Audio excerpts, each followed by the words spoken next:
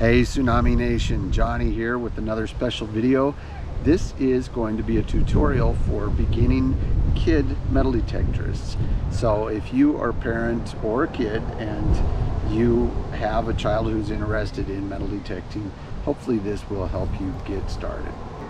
And helping me today is a very special guest all the way from Seattle, my nephew, Angus.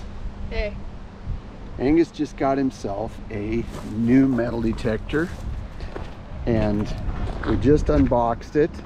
We're gonna go out and give it a whirl today. We've got it set up. We're gonna show you how he gets started with it, what he's gonna look for and how he's gonna do it, and teach him a few rules and safety tips, but most importantly tips on finding treasure. Are you ready to go get it? Yeah. All right, let's get after it.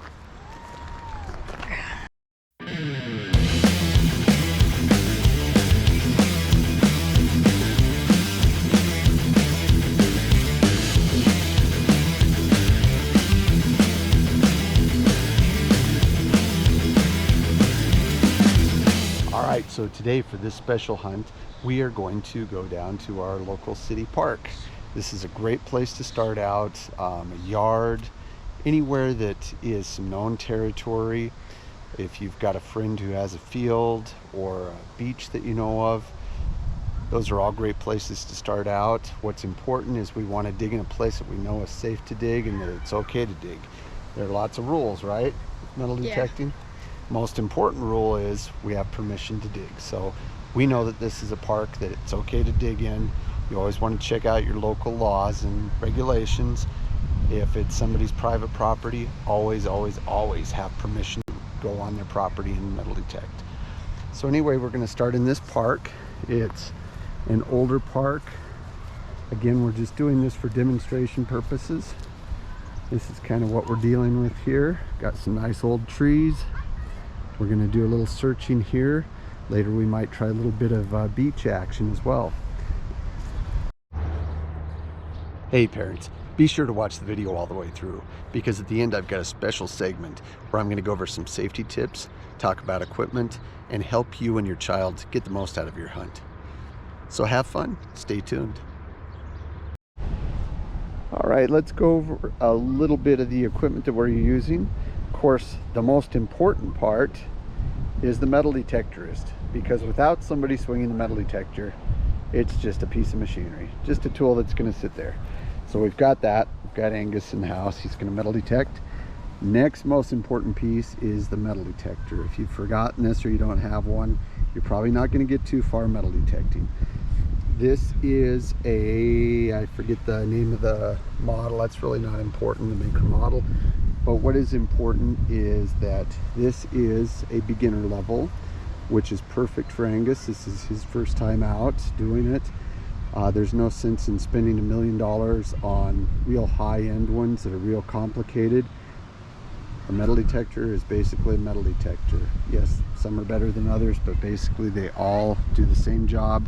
They find metal objects that are under the ground. Next are optional things that we have today. Always carry a pouch with me, mainly to put my bottle caps and junk in, because we always want to pick up any garbage that we find and remove that and take care of it where it needs to go. But I also put some of the treasures in here. I've got some coins from the last hunt and things like that. Very important to have a digging tool. This one is pretty aggressive. I would not suggest this for a child. I will be helping him with this today, but this one is pretty sharp. You can just get an average digging trowel at your local garden store. Even some of the plastic ones work better in soft dirt. This one again is pretty aggressive and sharp. I would not recommend this for a child. We have a toothbrush which we can use to clean up any coins we find, or if we need to brush our teeth when we're out in the field, we can do that too, right? Yep. A water bottle, which this is really unnecessary at this level, but we have it anyway in case we want to squirt some water on something and get the dirt off of it, reveal it. Works well with the toothbrush.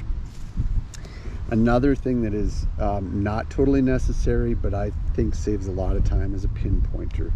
This will help you detect after you've dug up your spot and you haven't quite found whatever you're looking for, you can go into the hole, and when it gets close to a metal object, it beeps and lets you know, and it will save you a lot of time and a lot of digging. Let's get after it. So right now we are going to learn how to use this metal detector. This is new to me as well, but again, metal detectors are pretty basic, and a lot of them have the same functionality, same characteristics. So the first thing we want to do is turn it on. This is our volume. We do not have our headphones plugged in. This one does have a spot where you can plug headphones into it, but we're not going to use those today. And the reason why is because we want you to be able to hear the same tones we're hearing. Now, if Angus were out metal detecting by himself, he might want to use the headphones so that he can hear the tones a little better. And it also gives him a little bit of privacy so that he's not maybe bugging other people with the metal detector noise, and they're not coming up to him constantly saying, hey, what are you doing? What are you doing? What are you doing? So we've got the power on. We've turned the volume up. With this one, it does have discrimination. Discrimination means that it can tell the difference between different types of metals. And we can either put it in discriminator mode, all metal, or just tone. I think we're going to use all metal today because we want to just see what's out there. So it's going to show us everything. The little target indicator here will have different readings depending on what type of metal we're finding. And we're going to turn the sensitivity up about a little past halfway, I think. And the discriminating tone, probably put that about in the middle too. So we're going to test this out first with just a coin on the ground to see how well it works. So if Angus were to move it back and forth, which is how we work a metal detector, we want to go close to the ground and back and forth. If there was something metal under the ground, it would be giving a signal right now. So I'm going to put a nickel down. We'll see if that picks it up. Oh, look at that. There we go. He's already metal detecting. He's found his first coin. Congratulations. Even though that one's not buried, it is showing up. Oh, there's another one. So we want to make sure our coil, which is this part, is adjusted so that it's nice and level with the ground, like so. We can tighten it up if need be. And again, when we are swinging the coil, we want to swing in a pattern. We want to go nice and even back and forth, and then step forward, but keep that coil right close to the ground. Because if we go too high, we might miss a signal. See that? We went right over the nickel. So we want to be as close as we can. There we go. That's how that works. Okay. All right, so Angus is doing a search right now. He's going back and forth. He's staying low to the ground. He's going nice and slow so that he doesn't miss anything. Oh, there he's got a signal. And he's going to hone in over that. Now on this one, it has a button where you can press and you can actually pinpoint. So I'm going to demonstrate what that looks like. Just showing you. Let's see if I can find his target again. There it is. So now that we've found the area where the target is, if he holds this button down and goes over it, it will get louder when it's right over the target. And we know that that right in the center is where we want to dig. So what you can do is mark that with your foot or something like that, and then we'll dig. All right, so we've dug our first hole here. I actually dug this for Angus just because, once again, yes, I'm using this really sharp trowel and I just didn't want him to cut a finger or something. But what we do when we're digging, we start out, we push in, and we make a nice circle. Sometimes we don't have to go all the way. We can just do about 3/4 the way around, and then we get under it and we pop it up. So if you want to pop it up, let's see what is lurking down here. Just remember to, yeah, good job, keep your fingers away from the sharp blades. And if you can just pull that back just like you're opening up a can. Sometimes they open up that way, sometimes they don't. The thing is, we want to save this. This is called a plug. And the reason we call it that is because it's like a plug in the ground. We're going to put it right back when we're done and cover it up so that the grass stays healthy and it doesn't look like we were even here. All right, so now we know that there's a target in here. I'm going to turn on the pinpointer, and the first thing that Angus is going to do is he's going to search the plug and see if it's in the plug. So if there's anything metal in there, it should beep for him. He's going to go all the way around it and check. We also check the top too, which I could have done it first, but I forgot. Doesn't sound like it's in there, does it, bud? Yeah. All right, so now we're going to check the hole. Oh, right there, he's getting a beep. So what you can do is start pawing through the soil. We want to carefully take out any soil and just set it to the side so that we can put it back in the hole when we're done. We'll just put it all right here so that it goes right back in. All right, let's look again with our pinpointer because it must still be in there. Oh, wait. I think I found it. What'd you find there? Oh, I see it. What do you got, Haas? Penny. Got a penny. Pen. Wait. Huh. Now look at this. I didn't even teach him that, but he already knew. This is how smart Angus is. He just checked the hole, even though he took out that penny. Why did you recheck that hole? To make sure there was actually something. That there might not be something else in there, right? Yeah. Very smart, dude. That's right. We always check to make sure that there's not something else, because there's already something. There is such a thing as a coin spill, and that might be a circumstance where somebody was playing here in the park and a bunch of coins fell out of their pocket, ended up getting buried over time. So if we just pull out one coin, we might be missing all of them. So we always check the hole, right? All right. Now we are going to do what? Put it back in. That's right. We're going to cover up our hole. So we put the dirt back in there. Any dirt we took out. We'll put the plug back in there just the way we found it. Press it down in there good. Sometimes I like to give it a little step. And if I have any extra dirt, I will sprinkle over there and just kind of fluff everything up so that it looks good and the grass will grow back normally and it won't look like we were here at all. Let's see that penny again. Is that a good one? I think so. What year is that one? Can you tell? Like 1990. Ooh, 1990. Good year. All right, first find. Yeah.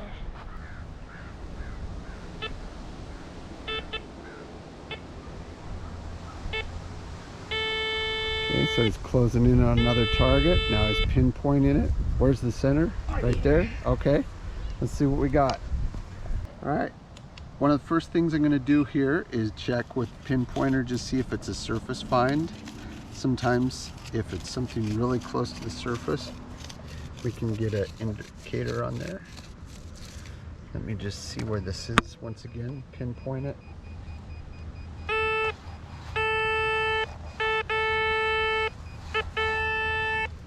Okay, so right there. On the weed or something? Right on that weed. Okay, the pinpointer is saying that it's still buried. So again, I'm going to dig this one just because this ground is a little firm and we're using a sharp tool. And Angus wants to keep all of his fingers. At least I think you do, don't you? Yes. Yeah, okay. All right, so I'm going to dig this plug. Try to keep these as nice and neat as I can. All right. Now another way we can check to see if it's in the plug without the pinpointer is we can go over it with the metal detector. Nope, still in the hole. All right, so now I'll bet Angus wants to do this because he's really good at pinpointing. Is it on? There. All right. So he's going to go all around the hole, touching it, touching the sides. It's all right, you're not going to hurt that. It's made to get right in there into the dirt. sometimes you got to dig around a little bit. Oh, there we go. So loosened up some of the soil. Let's see, is it in that chunk? You can also hold it up to the pinpointer to save yourself some time. Nope. Is it still in the hole? Oh, I see something. What do you see? What do you got? Like, I think it was. Oh, what is that? It's a $1. Oh, dude, he got a $1 coin. Sweet. A penny first, and then $1 coin. Yep, there he goes. He's going to search that hole again, make sure that we've got everything out. Yep. All good? Yeah. Nice. Sweet. Dude, you just got like 100 pennies at once. That's a great find. All right, let's cover our hole and move on to the next one. Well, we have moved into the play area. These are great, especially for kids to look, because you can find all kinds of cool stuff in the sawdust and the wood chips, and the digging is easy. So we are going to move over here into the wood chips. All right, so Angus is working the wood chips here. Again, we want to keep that coil close to the ground, back and forth. And oh, look at that. This is important to know. This is a good learning lesson. Why do you think your detector is going off right there? Oh, the nail. That's right, there's a screw right there. So anytime we get close to anything that has metal, as you can see, this one has lots of little screws everywhere. The metal detector is going to pick those up because it doesn't know the difference between that and a coin right now. It's searching on all metal mode. Well, let's keep looking in the wood chips here and see what else we can find. Oh, there we've got a solid hit. Now the nice thing about this is he can dig with just his hands. We don't need to. That's Oh, nice. we don't need to use a shovel. Is that metallic? Yeah. It must be. Let's test it. Can you hold it up to the detector? Yeah. If you just put it there, you go. Right. Another learning moment. Well, we discovered that not everything that we find is treasure. Sometimes we find a lot of junk. You know what I call that? Community service. That's where we're picking up garbage and we're throwing it away. So again, it's not always about finding the treasure, but sometimes it's about taking care of things and just getting out and having a little fun.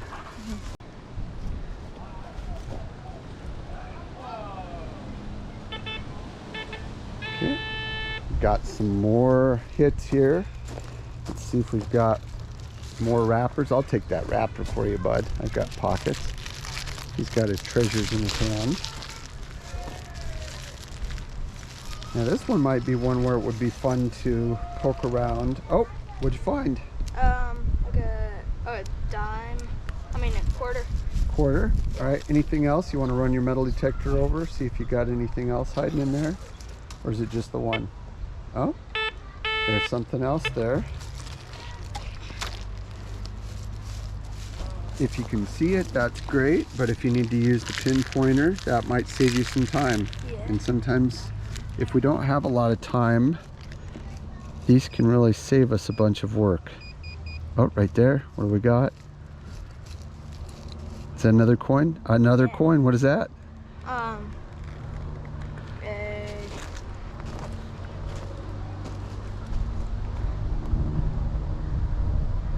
Oh, it looks like a nickel.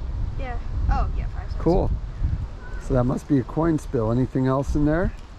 Oh, Right here. something else. And Another nickel. So that is a coin spill. Again, coin spills are something that happen when when they lose a lot of coins at once. They could be running around playing here, which would be typical in the playground, or maybe just had a hole in their pocket. Who knows? But he's going to check one more time, make sure. Oh, and that is metallic too, bud. That will show up.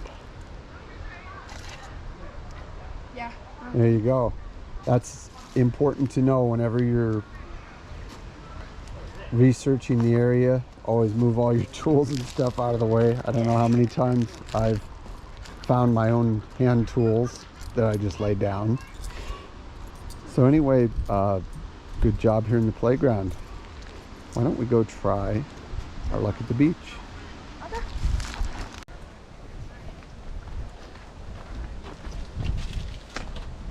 Community service at its finest. Well done, young Master Angus. Okay, we have decided to move from the park to the beach. And the reason we've done that is because we want to demonstrate what it's like to dig in the sand. Beaches are great to search on because they're easy digging, and when people are out swimming and playing in the water, they tend to sometimes lose coins out of their pants pocket, or maybe the cold water will cause a ring to fall off. And already we're on to something. So what we did is we brought along the sand scoop, and I'm going to show Angus how to use this. So first of all, let's find your target once again. I apologize for the wind. We do have a windsock on, so hopefully that's going to help. So he's got a target there, and he's pinpointed it right there. He's marked his spot. So now what we'll do is take our trusty sand scoop. Any sand scoop will work. This is more of a professional grade. And put our foot right here on top and press into the sand. Dig down, scoop it out. Now we can shake this right here and sift through the sand and see if our treasure is actually in there. So yeah, we just shake it really good, real well. Let's check, see if it's still in the hole. Yep, still in the hole. So if you want to take another scoop, I'm gonna try another big scoop here.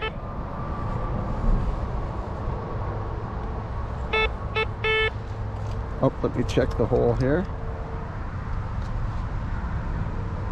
Nope, it must be in the scoop. So shake that scoop out. Oh. What do we got? A bottle cap. Oh, lovely.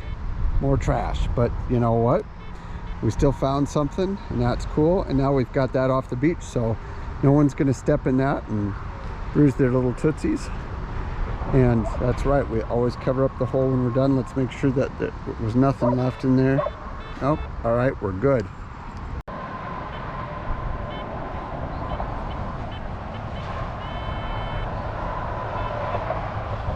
You want to use your sand scoop?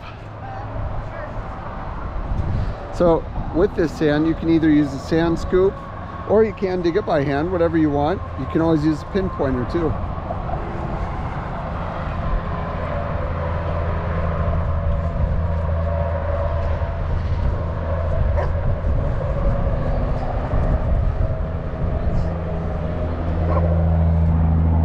In there? Nope, maybe a bottle cap.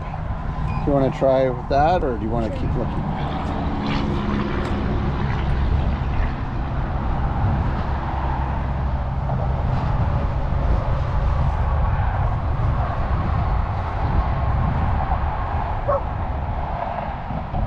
You might check your pile here too, just to make sure something's not in there. Sometimes a little coin can be in the mud in those big clumps and you wouldn't even know it. A little dime or something like that.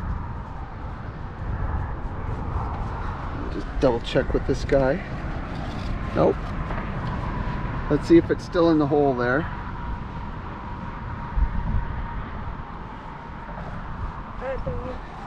Go all around.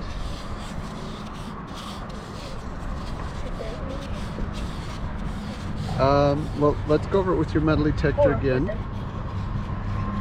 Well, this was your spot, so let's try that. I'll get this out of the way.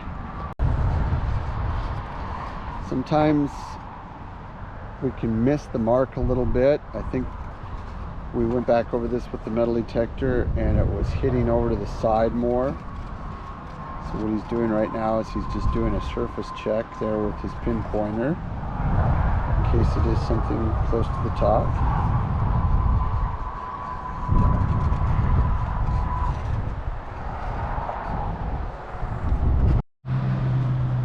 Wow, this one was really over to the side. We just got a hit right in there. There you go.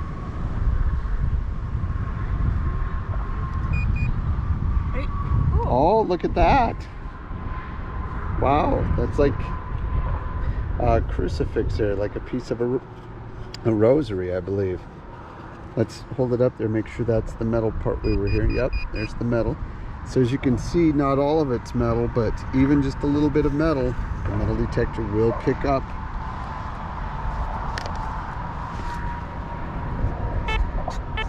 There it is. That's a sweet find. Better than a bottle cap, huh? Yeah. Nice. All right, well, I guess that's a wrap on the kids portion of this video. Please stay tuned, parents. I've got some important information for you coming up here in just a moment. Angus had to get back to Seattle, but I've heard that he's already out on Puget Sound, the beaches of Lake Washington, making some great finds and having a blast. So stay tuned. Be back with you in a moment. All right, parents, thanks for staying tuned. This is that special segment I talked to you about earlier. We're going to go over a few safety tips, talk about equipment, and how to get the most out of your hunt. First and foremost, safety. I'm sure you've all spoken to your kids about stranger danger, being sure to be aware of their surroundings when they're out and about by themselves. I suggest that you go with your child on the hunt. It's a great way to bond with them, help teach them, and share an interest with them. However, sometimes that's not always possible, and there are times when your child may want to go by themselves. Of course, as always, make sure it's a safe area where they have permission. The buddy system is the best way to go. If you can't be there, maybe another trusted adult or a friend. Make sure that they're hunting in places that are safe. Now, this park where we did our hunt is a great example. Again, make sure that it's okay. The child can hunt there. They can dig. Make sure that they also follow the rules, fill in the holes, pick up any trash, basically leave the place as good or if not better than the way they found it. That way they'll be welcome back, as well as other metal detectorists. Oh, and of course, make sure that it's safe to dig. We want to dig in places where there are not underground lines, any kind of cables or pipes, anything like that. Got to be aware of sprinkler systems. Those can just one tap with a shovel can break an expensive system. So be aware of where those things are before you dig.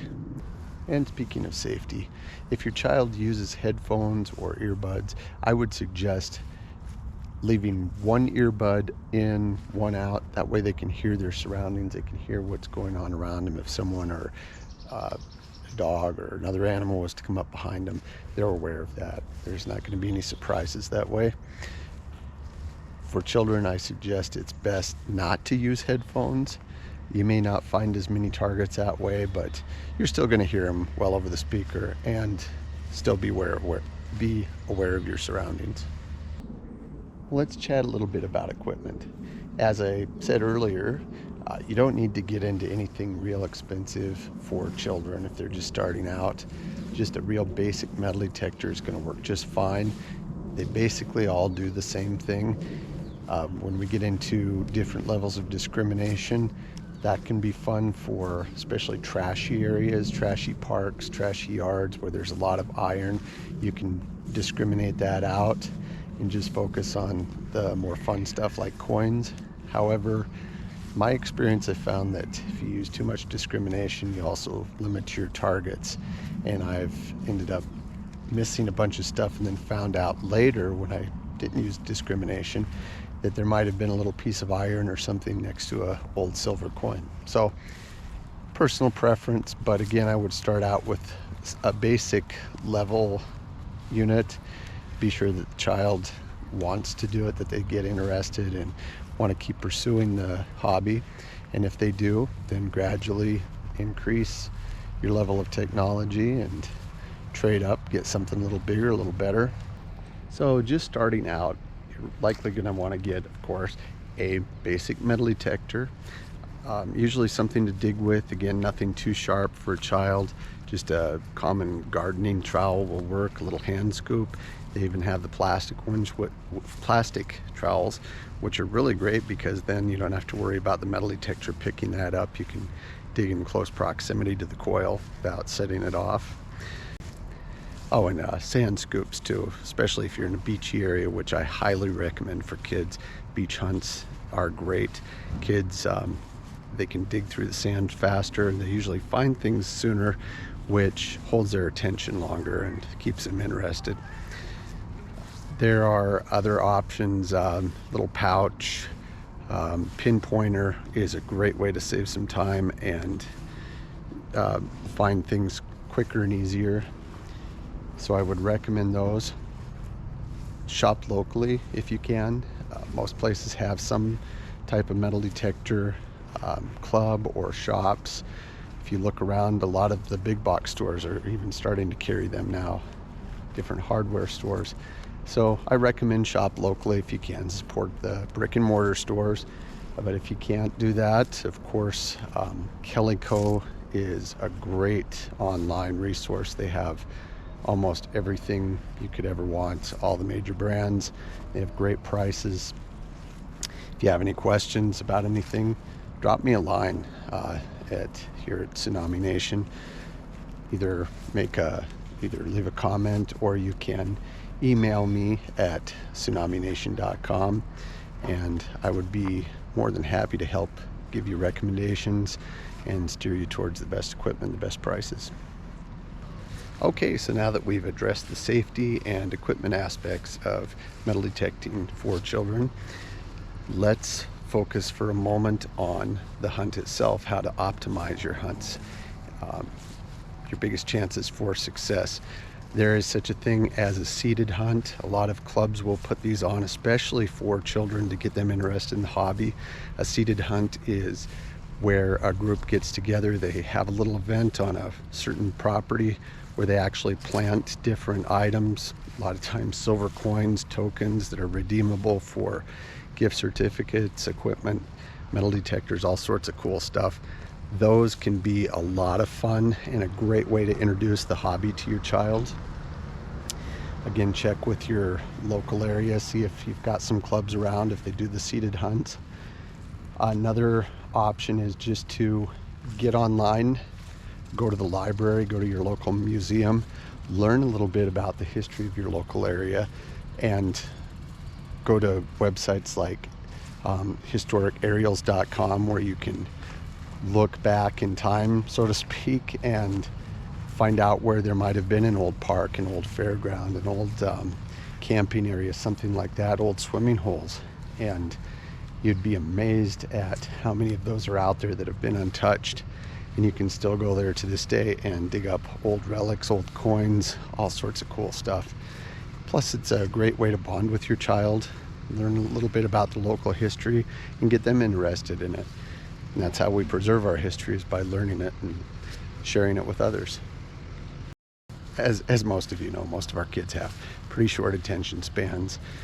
They may be all fired up to go. You get out there, and after digging for a couple minutes and finding a few pull tabs or bottle caps, they're done. They want to go chase the squirrels, play on the swings, whatever, and that's fine. One way you can help hold their attention is by doing a planted hunt of your own. And that's where you might go ahead and plan a couple of cool things for them to find, maybe a matchbox car, some coins, something like that, and then help them find these items. That's going to be a great way to keep their interest going and have a good time, make their hunt successful. And that's a wrap on this hunt, guys. This was a great video, one that needed to be done. There was so much more information that, I could go on for at least another hour or so. But anyway, hopefully this will help get you and your child started on a lifelong adventure in metal detecting.